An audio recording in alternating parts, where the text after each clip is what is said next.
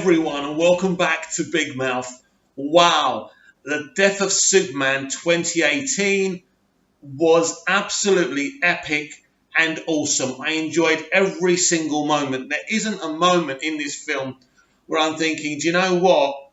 I don't like this, because I loved it. It was absolutely brilliant. And it was way better than the original animated Death of Superman.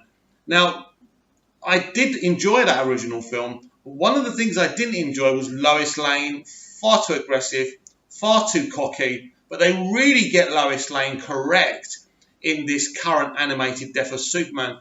It was great to see the Justice League involved, and we saw a lot of the Justice League in this film as well. Now, I know they do feature in the original Death of Superman comic, but it was great to see them in this film. Now, even though this was an animated feature, it didn't feel like it was an animated feature. There was loads of blood.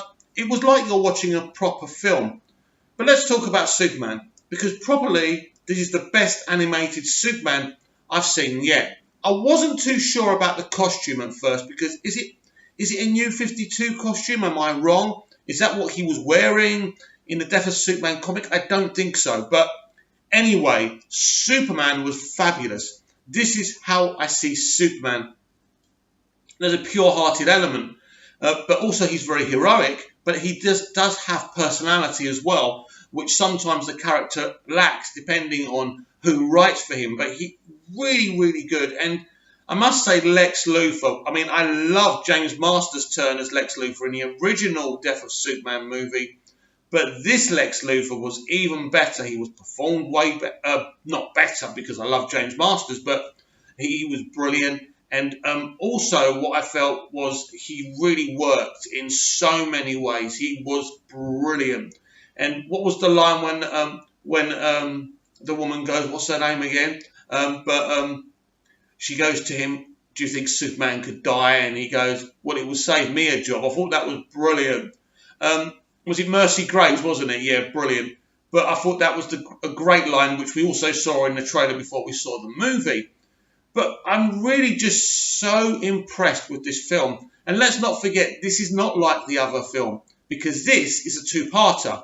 Now, I'm assuming that this is the new way we're going to be seeing DC animation. Maybe it's going to be more of a continuing saga. So we'll get this one, then we'll get the Death of or Superman Lives, I suppose part 2 will be called. Now, that will be out this time next year. So I'm really, really looking forward to that, because... and another thing I loved, I mean, I loved everything, but another thing I loved was all those multiple post-credit scenes. I thought they were fabulous. And who was the mysterious guy from the lab who came out of that chamber? Is that supposed to be Superboy? Interesting. Or is that just another version of Superman? Because, of course, in Superman Lives, which is the next story after the Death of Superman, Superman's been dead for quite a while, and all these different versions of Superman come out. And I think it was a fabulous idea by the guys who wrote the original comic. And that's what really disappointed me about Justice League, because if you're going to do the Death of Superman, do it the right way. Because you can't do anything better than what those people did who wrote the comic. To have all those different versions of Superman would have been awesome to see in a Justice League movie. But unfortunately, they got it all wrong. They rushed the whole thing. We shouldn't have even got to Doomsday or any of that in Justice League. But we're not here to talk about the DCEU, which I believe is going to go from strength to strength now. But I think what I can't wait for in part 2 is to see these different versions of Superman. And of course, in the post-credit scene, I think we did see Cyborg Superman. And of course, we saw Hank Henshaw die when he was in that shuttle in space. Now, that was interesting because you see his faith in Superman, and then he becomes Superman. Now, I've never read the Death of Superman graphic novel, so I don't know if he's kind of a good guy or if he's a bad Superman. I can't remember. Now, if you remember rightly, the Death of Superman animated movie, the original one, wasn't exactly... There was stuff missing from that. I mean, we did have the kind of clone version of Superman, which was the whole story after Superman died, but they didn't show us anything else. And I was always disappointed with that. We didn't get the whole story. But because this is in 2 parts, we're going to get the whole thing, and it's going to be very comic book accurate. Wonder Woman. It was brilliant. The stuff between Superman and Wonder Woman was brilliant. I loved the jibing she did to Superman when he corrected and said, "Call me Superman, not Clark. I don't want people knowing my name." And oh, you like Superman, do you? She was kind of messing with his ego a bit. So it was a great version of Wonder Woman. But I think all the versions of the Justice League members were great. The Flash, Green Lantern, and so forth. We saw them all. The Flash, brilliant. I really enjoyed The Flash.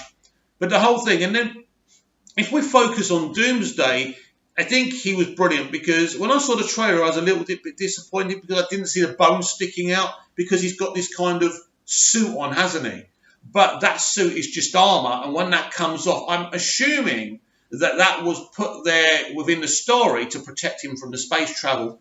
And obviously underneath is the true Doomsday. He was brutal. That's the way I expect Doomsday to be, and it was brilliant. And by the end of this film, I was just in tears. And I know when I see a good Superman story, whether it's animation or film or in comic form, is that I'm crying and I feel proud to be a Superman fan, which I always am. But once you see these things, you either are kind of thinking, yes, this is what Superman's all about, or you're kind of thinking, oh, God, they failed him again. And they never failed him this time. It really, really did work. It was really tragic that just as he's telling Lois who he really is, he's called to duty to fight Doomsday. And when he dies and he's laying on the floor, that's when I go. That's when I teared up. It was really an amazing moment, and I wasn't expecting much because after all they are animated movies. But I must say DC are better animated movies than Marvel. No question about that. There's not even a debate. You could easily say the MCU have been more successful than the DCEU. That's an obvious thing. But in terms of animation, DC are all over it. I know they're not all brilliant, but this one was absolutely fantastic. Because when I first heard they were doing this film, I thought, why are they actually doing this, And we've already had one. You're doing this thing again. But I think they're starting a new animated series, if you like.